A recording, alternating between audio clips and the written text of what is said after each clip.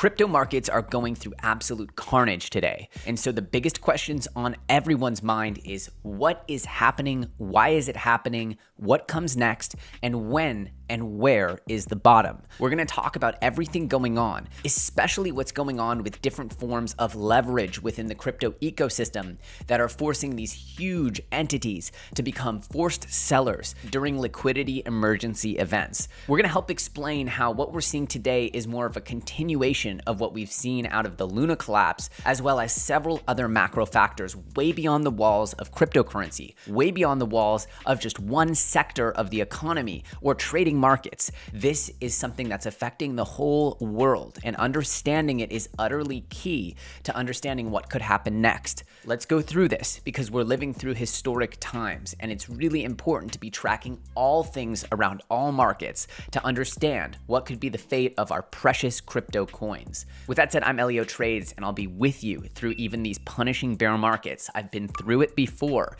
and I can tell you it's not easy. And so hopefully my experience can help you through this time. But it's important that you always, as we say on this channel, look around and establish your own risk tolerance, your own ability to take risks or to allocate capital in any market. That is your financial decisions. I'm only able to share with you my opinions and my perspective. With that said, if you guys are excited, destroy that like button as much as you might hate today. Please like the video and let's jump in.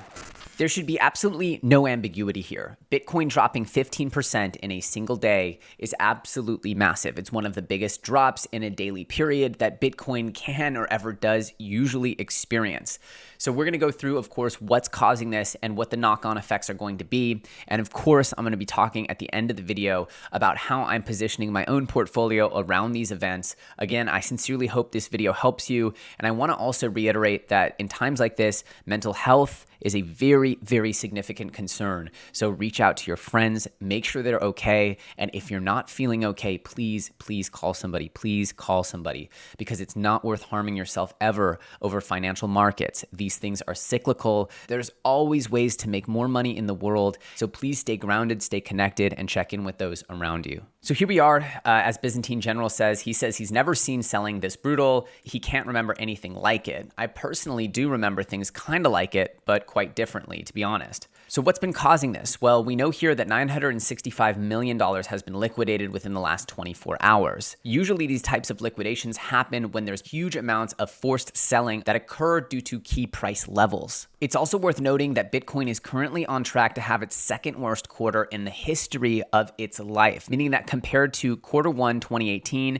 if we go below negative 50% in a single quarter, which is Q2 2022, we will have completed the absolute worst quarter for Bitcoin in its history. So again, that's something that is quite possible, that we are experiencing max pain in Bitcoin that it has ever experienced in this time frame. So just know, if you're looking for historical references here, it's really bad. It's really bad. And for this reason, it's important to realize that in some ways this is unprecedented. This is a new paradigm that is, of course, being brought on by this ridiculous macro climate that we're in, with the Fed deciding to let the economy go absolutely haywire and then just pull the rug unceremoniously. A lot of this has nothing to do with crypto. A chart that I think is worth paying attention to here is the total crypto market cap. This is just the value of every coin put together. You see it peaked here at the end of 2017, early 2018 at about, 766 billion was where it peaked at the end of 2018, or the peak of the last market cycle.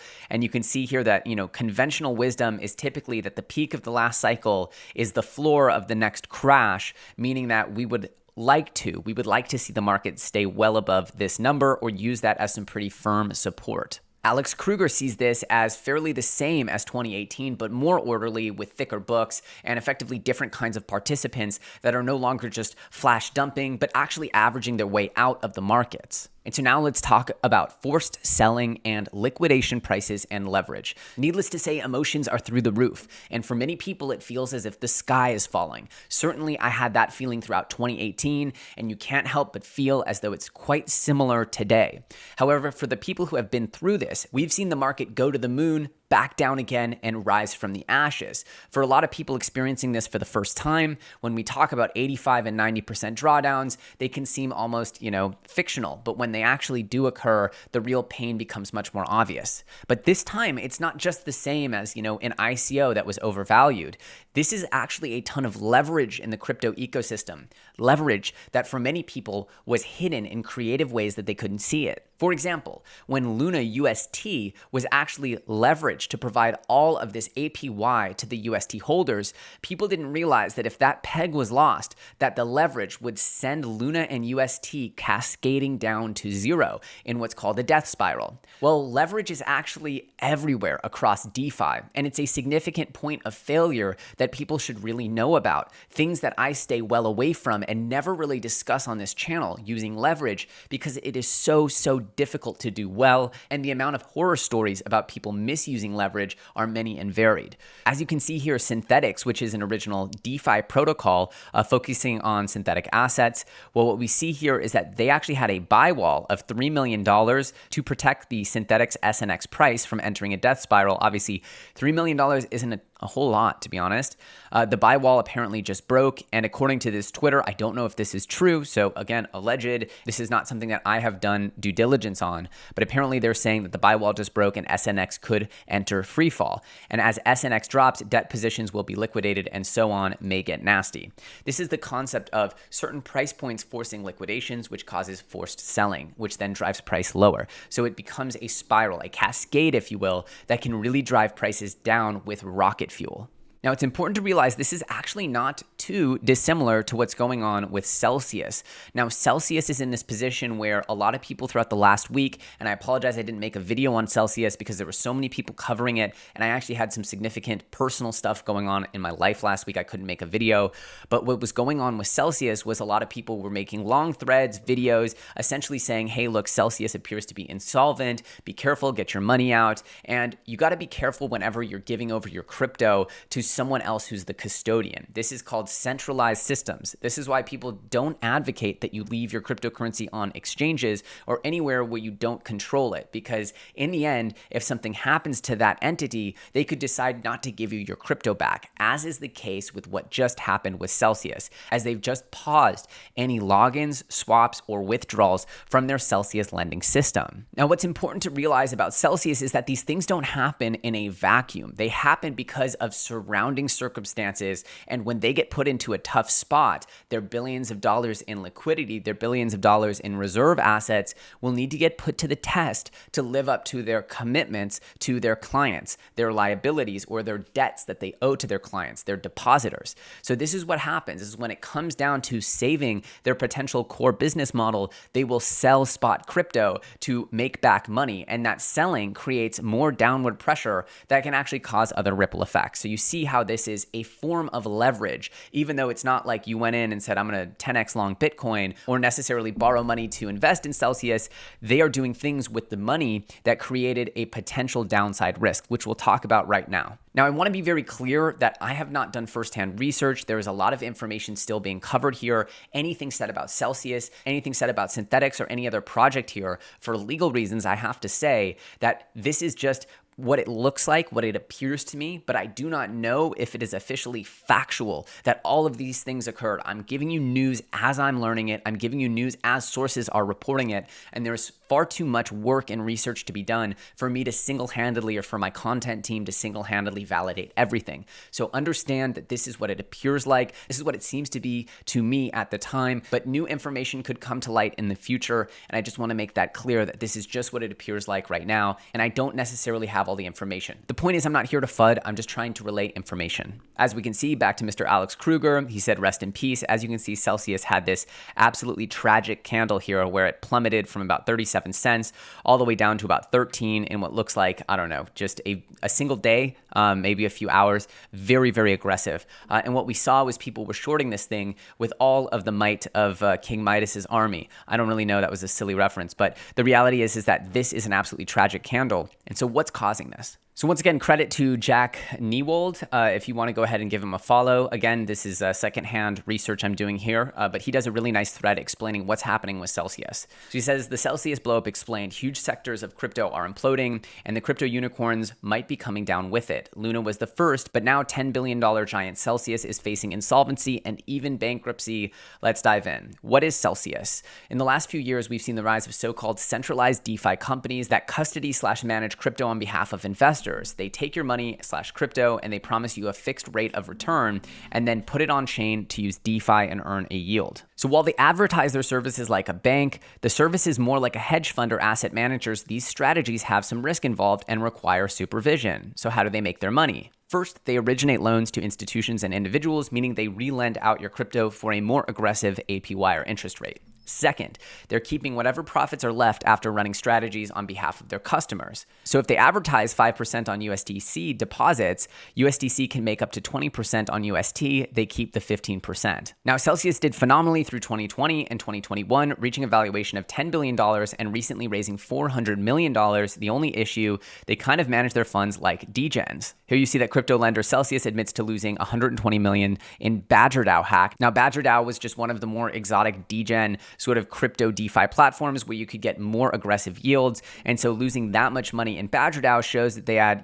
significant exposure here. Even if it's just 1% of their assets, they were clearly playing around in the degenerate waters. Now, of course, using a small part of your portfolio to more degenerate activities is something that I do. Of course, I don't manage tens of billions of dollars of other people's money. But the reality is that part one was the Luna collapse, and Celsius was involved in this. Luna and UST's promised 20% interest rate on USD pegged stablecoins made it super popular, and it was advertised mostly as risk-free. We know all about Luna and UST's collapse, and anyone who doesn't know about that, please Google it. I'm pretty sure that you would have to know about it at this point if you're still watching a crypto video like this one.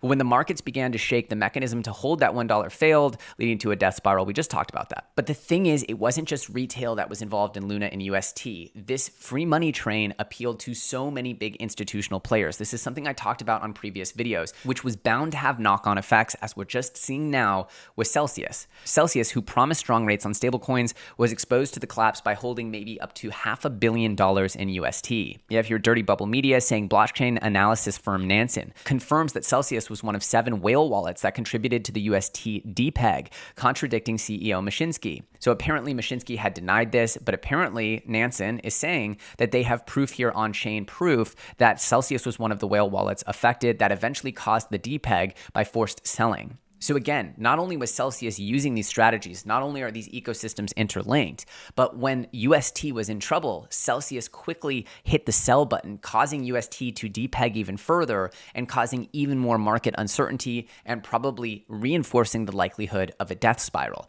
So Celsius did contribute meaningfully to the UST depeg, at least according to this source. And the point is, that's customer money that got lost. But apparently they had a buffer, at least we're hoping they did. So now let's talk about part 2, because Luna was part 1. I thought part 2 would be regulatory fears, but what we're seeing is that part 2 is coming because of Lido staked Ethereum. Now, this might be a complete foreign topic to you, so ride with me through the waves of discovery, of understanding what's going on in the Ethereum ecosystem leading up to the proof-of-stake merge. Now, for ETH deposits, Celsius promises 6 to 8% interest rate, with a lot of it likely earned from staking rewards on proof-of-stake Ethereum Beacon chain. The biggest issue with that is that assets held on the Ethereum Beacon chain are completely locked up. You can't unstake for now, meaning if I want to stake and get actual yield, ETH on ETH rewards, that's all being locked up. Once I stake, I cannot unstake. However, crypto protocol Lido solves this problem by creating liquid derivative called Lido staked ETH, or STETH. You've probably seen this ticker STETH somewhere on the internet. I definitely talked about it a while back.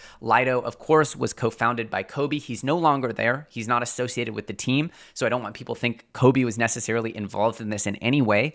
But that's the Lido we're talking about here. And it was so successful that it ended up with an almost full monopoly on ETH 2.0 staking. So just understand, almost all of the Ethereum that's being staked is being staked mostly with Lido. Now, of course, all the staked Ethereum will eventually be able to be redeemed one-to-one for real Ethereum. So if I have one STETH, I can eventually get real ETH in the future once Ethereum 2.0 goes live.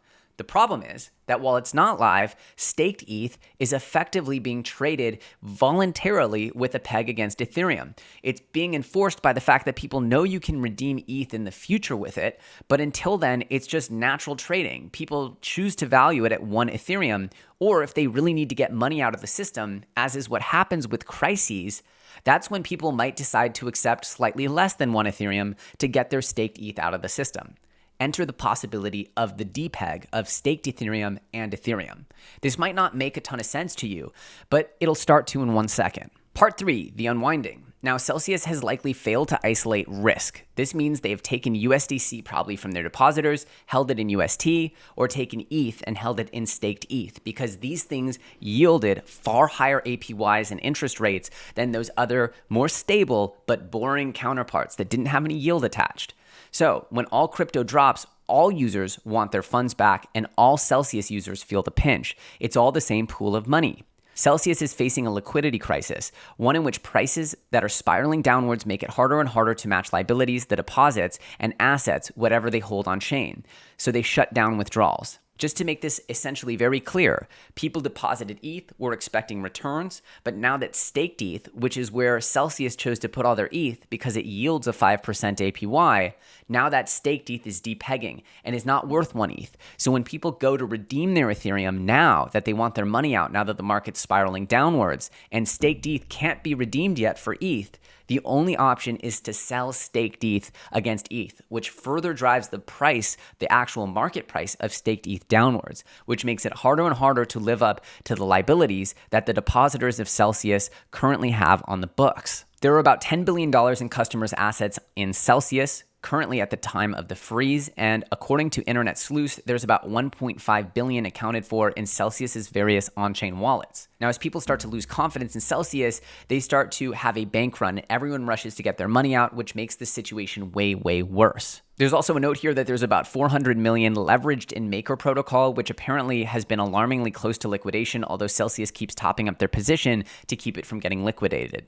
Now, what's really sad is that when people know these big forced sellers like Celsius actually have liquidation prices on the books, it creates an opportunity to break that position, to effectively force the price so low that it breaks the peg and effectively forces Celsius to sell at absolutely dumpster fire prices. Now, while this is completely harikari for Celsius and is probably the death of that product in that event, the reality is for other competitive products or for just speculators around the industry, they look to force price down and then short so that when the levies break, the price collapses down and the people shorting make gargantuan amounts of money. This is the PvP cutthroat way that crypto is operating in this bear market of 2022.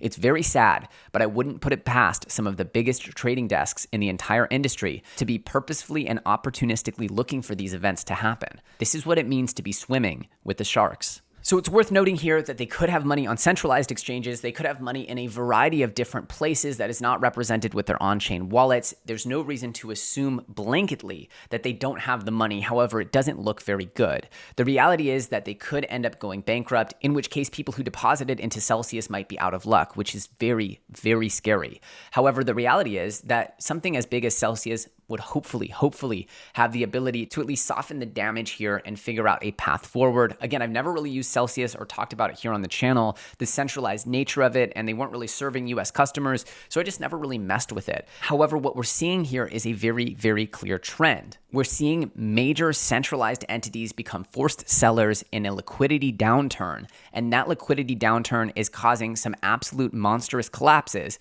that are paid for by retail investors. This will invite regulation, oversight, and legal action from governments, institutions, and critics. This is where the regulation fears will actually ramp up with events like this. In the words of Adam Cochran, the worst part of this Celsius meltdown is that this is the exact thing we're trying to avoid by building decentralized systems. Too many people in this space are too happy to celebrate and defend centralized actors in the space in exchange for a few points of flashy yield. But more importantly, two devastating big force sell-offs of 2022 have a lot in common, both coming from two non-transparent centralized projects. Again, you could argue that UST was decentralized, but clearly the people who held the power to depeg it or keep it stable were just a few small groups of people.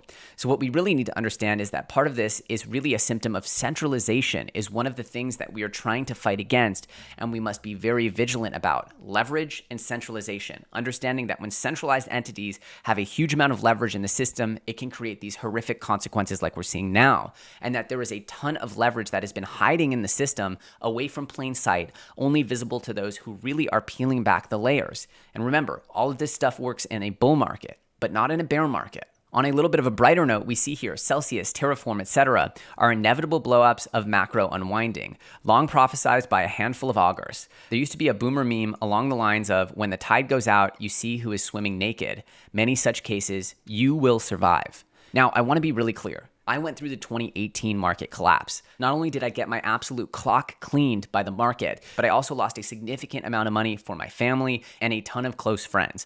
I'd never been so embarrassed as 2018, but I kept going. I survived. As crazy as it seemed at the moment, life kept going.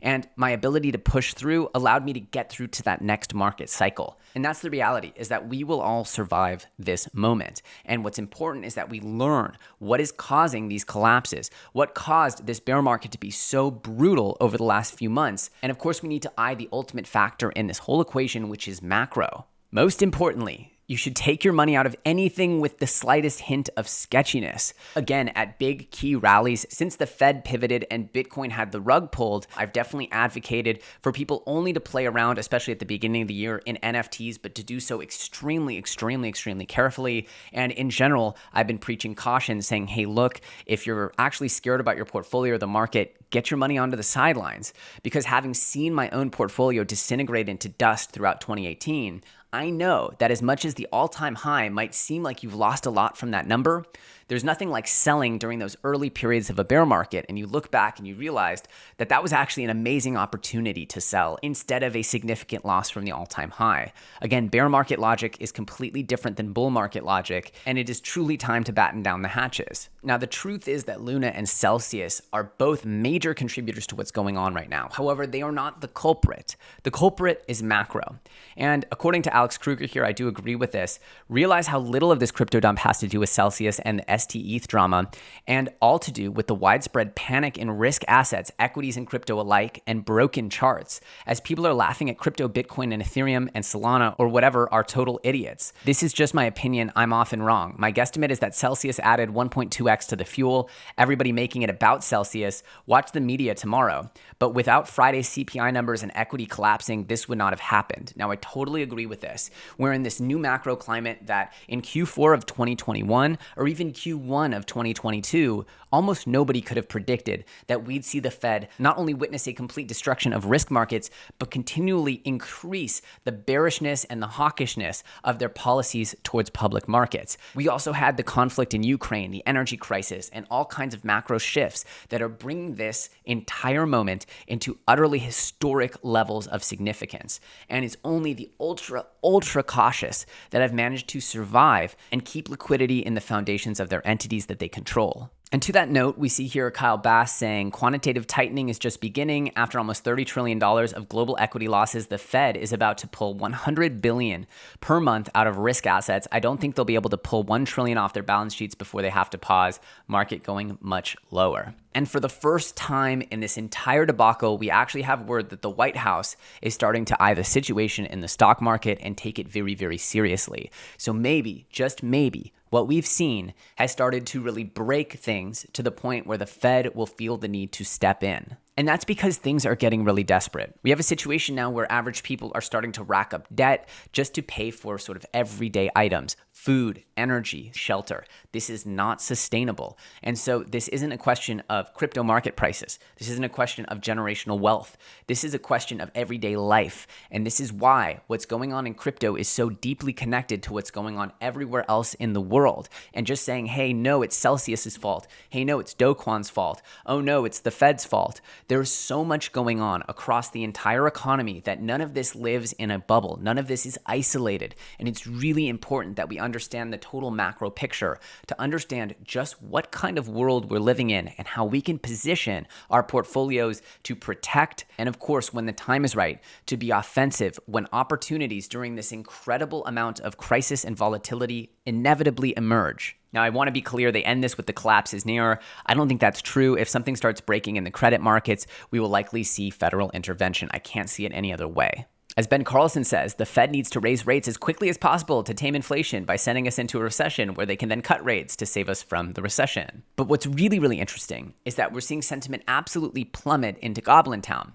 And as Andreas here says, this is a very interesting disconnect, which you see goes back to the 1990s, where consumer sentiment and positioning in equities are completely different. Right now, we see sentiment completely diverging from the actual positioning. He's saying equities are in la-la land, ?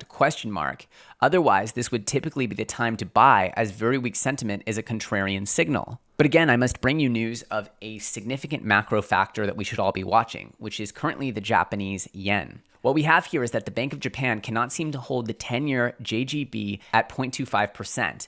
This is the bond market. This despite the yield curve control policy of unlimited buying at 0.25%.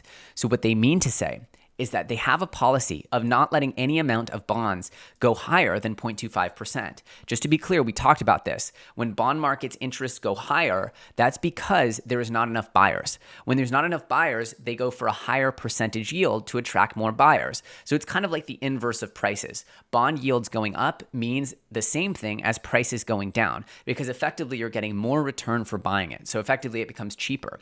So 0.25%, Japan had an unlimited buying policy, meaning that they'll print and print and print money to buy those bonds. And yet somehow it has managed to escape this 0.25% mark. The 4-day tick of the chart of the 10-year JGB yield is now so illiquid that it went most of Friday without trading. Given this instrument has an infinite buyer with a printing press at 0.25%, it should not be possible for it to trade at a higher yield, yet it is. This dysfunction is taking its toll on the yen, which is collapsing, a rising line on the chart to a 24-year extreme. The yen has slid to 135.19 per dollar, the weakest level since 1998, and the Bank of Japan has a serious confidence problem. All right, we've gone through a lot. You see how this is all macro. There are so many factors contributing to this. It's not one project. It's not even really about crypto. This is about the global economy, the global concept of capitalism and risk and debt.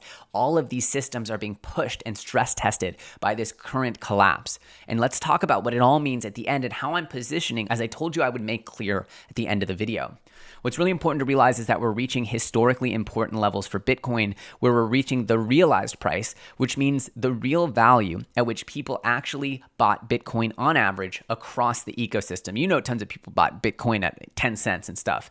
But this is the level that many people said they become a buyer, where effectively we know that the average amount of Bitcoin has been sold. Usually at the peak, it's way lower. So you know that most people are in profits. But as you start seeing this line go under, that means more people are in losses than profits. As you can see here from this chart, what we see is that there's only a few instances of it going under this line. Here in 2018, the beginning of 2019, that was the ultimate low of the market. And here again, during the COVID collapse, that was the ultimate low of the market. We actually didn't see it go below there any time up until that point. Those two occasions were actually two intergalactic buying moments that anyone would like to go back and throw some money at Bitcoin during those collapses. So what we're seeing is yet another revisiting of these levels, and it could be very significant, and it could be yet another storybook buying opportunity. As Santiago says here, he'll be here at $4,000 ETH, 1K, 550, any price of ETH. At times, he's thought about leaving crypto, but he stays because the best people are here trying to solve hard problems that can radically improve the human condition. This is the most important asymmetric movement of our generation.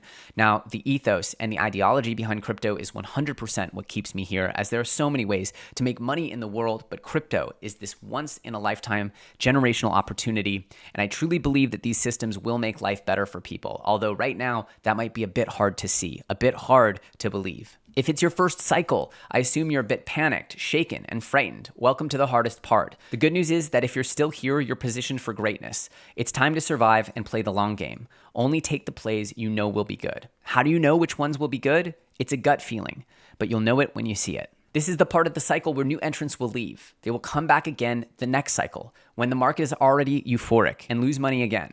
Those who stay will laugh, make friends, and win. When we hit the deepest levels of the bear, CT is quiet and 99% of people have left the space. You start unwinding the dry powder, and that 99% comes back in a few years. You will sell them the coins they seek. It has worked every cycle since the cycles began. So here we are on a Black Monday in crypto land, and the reality is that we can't isolate the issue to just one single point of failure. Although there is a ton of leverage unwinding in DeFi, stuff that is very significant and will need to be examined if these types of systems are actually durable and can actually survive, or whether we need more open and transparent systems. Quite obviously, it is the latter. But the reality is that this isn't a crypto problem. This isn't native to the blockchain. This is going on all around the world, with the Japanese yen in seriously deep trouble, with the energy markets skyrocketing, even issues in mortgage-backed securities. There is all kinds of systemic issues, and what's going on in crypto is merely an expression, a symptom of a much wider spread issue. However, some of these are issues that crypto eventually has the power to fix. The reality is that I'm not going anywhere. I'm going to be in this industry throughout the entirety of the bear, throughout the most crushing and difficult parts of it. I'll be here making content and, of course, building the projects that I believe will help change the world. So where am I a buyer? Where am I going to put more money into the ecosystem? I told you that I bought a little bit here under 30,000, but that I was really looking for lower prices. Now those lower prices are here. But until we actually get some meaningful knowledge around when the Fed might change their tune, it feels as though the macro climate will continue to push prices down.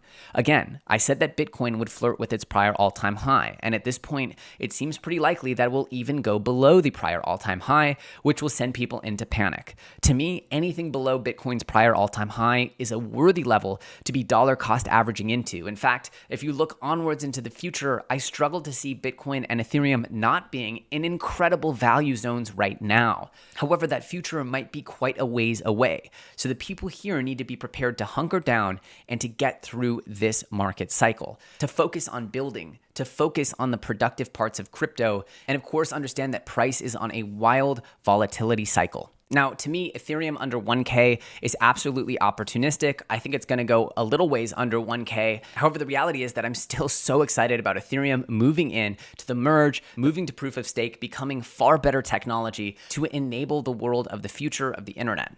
I also believe that Bitcoin becomes an absolutely critical resource here as the distrust towards national systems of monetary systems like the dollar and other types of fiat like the yen continue to come into question. I believe that Bitcoin, especially during this energy crisis, becomes a very, very interesting mechanism, especially over the coming months and years. The narratives to me still stack up with these instruments being utterly critical to our digital futures. So I'll continue to put my money where my mouth is and dollar cost average in during these bearish times. Of course, the reality is that we don't know how long this bear might last. Timing this is mostly guesswork, but what we do know is that you can control your own stacks of currency, you can control your own risk, and I highly encourage everyone to do so. I can't help but have huge flashbacks to 2018, where effectively the biggest thing that went down during the bear market was consumer confidence in crypto. And you're seeing a huge amount of confidence leaving the crypto ecosystem right now, which to me means that we're going to see once again a group of idealistic builders